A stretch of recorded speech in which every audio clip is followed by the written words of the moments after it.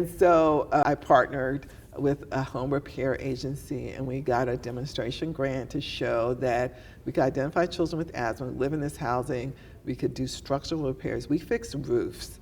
We do plumbing fixes. We take all the carpet out that has all the allergens you can think of because it's been there for, I don't know, decades. And we replace with low VOC vinyl planking. And what we hear is, as I mentioned, what we hear from families is not that just their children are now doing better, not going to the hospital, not emergency room. It's like our family's doing better.